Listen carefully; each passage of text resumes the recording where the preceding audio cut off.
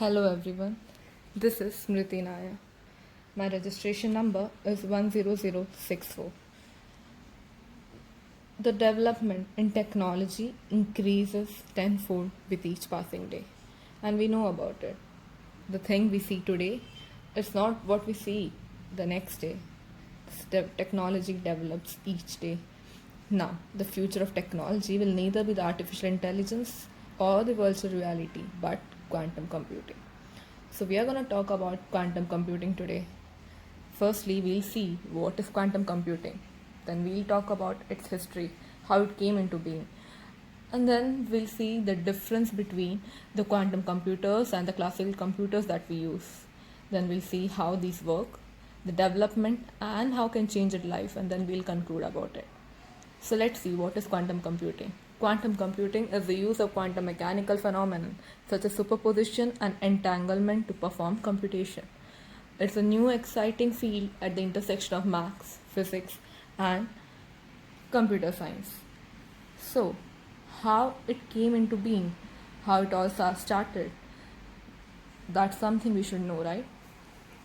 The work on quantum computers started in early 1980s with Paul Benioff proposing quantum mechanical model of Turing machine. Richard Feynman and Yuri Menon added, suggesting a quantum computer has potential to simulate things that a classical computer cannot.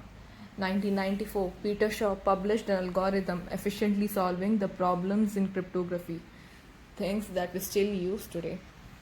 And 1997, the first tiny quantum computer was built. And in 2007, D-Wave, the Canadian startup, revealed their first 28-bit qubit computer. This was history. Now let's see what is the difference between a quantum computer and a classical computer. Basically speaking, quantum computer is a super efficient version of a normal classical computer. With a classical computer we use solve problem, it has to filter through all the possible answer one at a time, whereas a quantum computer can filter through billion possible answer to find the answer in a fraction of a second. Let's see an example to get the difference. To break a widely used RSA 2048-bit encryption, a classical computer with 1 trillion operations per second would need around 300 of years. But through quantum computer, using Peter Shor's algorithm, we could achieve this in less than 10 seconds. This is the power of quantum computer, 300 years versus 10 seconds. Now let's see how quantum computer works. Coming back to a classical computer, that is binary, where every bit can only exist as 1 or 0 and nothing else. But in quantum computer, it processes the information through qubits. Qubits, it's a basic unit of quantum information, that is quantum version of our infamous binary bit physically realized with a two-state device. That is, there can be ones and zeros at the same time.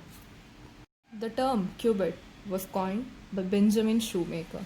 The qubit is allowed to be in a coherent superposition of both states simultaneously, a property we are habituated in the quantum mechanics. It delivers more complex data and allows to encode more information into much smaller computers. So let's see what's the development done in this phase. There are four main models of quantum computer. Firstly, the quantum gate array. Second, the one-way quantum computer. Third, the adiabatic quantum computer. And fourth, the topological quantum computer. All these four models of computation have been shown to be equivalent, wherein each can simulate the other with no more than polynomial overhead. Now, we talked about quantum Turing machine at the beginning of how it all started, right? Quantum Turing machine is theoretically important, but physical implementation of this model is infeasible.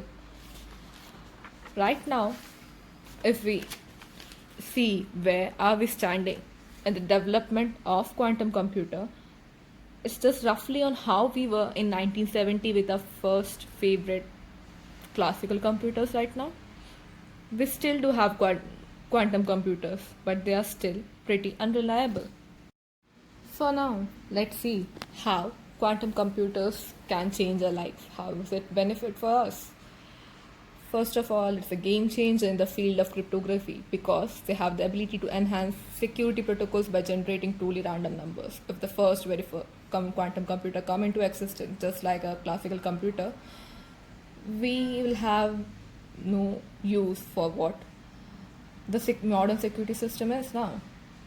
Secondly, it can help us to find drugs to the new diseases due to its ability to calculate and access the billions of data and information faster, changing the development of life-changing medications. Next, the most important issue, the climate issue. We can deal with it. Will have the power to deal with it using better software models, assessing the atmosphere in our own way. That is quantum computer. Change our whole life, the whole problems that we face now. Google and NASA have already announced to have achieved the quantum supremacy by performing certain tasks the classical computer cannot do in a reasonable amount of time frame. That is, they solved a problem in 200 seconds that would take the world's fastest classical computer over 10,000 years.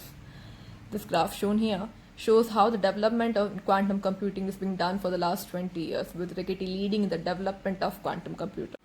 We still do have quantum computer right now, but how are they? They are unreliable, pretty unreliable compared to today's standard computers that we use. They are NISQ devices, the noisy intermediate scale quantum devices. Noisy? Because they are pretty bad. Intermediate because they use small qubit numbers. The recent development in the quantum field. It's not just cryptography application or the communication. One of the most immediate application is machine learning, where we're already today on the cusp of quantum advantage, meaning that the quantum algorithm will outperform any classical algorithm. The Google and NASA supremacy. The problem was solved without any practical merit or implication, yet it demonstrated the huge potential quantum computer having the ability to unlock the potential in coming years. This is it. This is quantum computer. Thanks for listening to me. Thank you, everyone.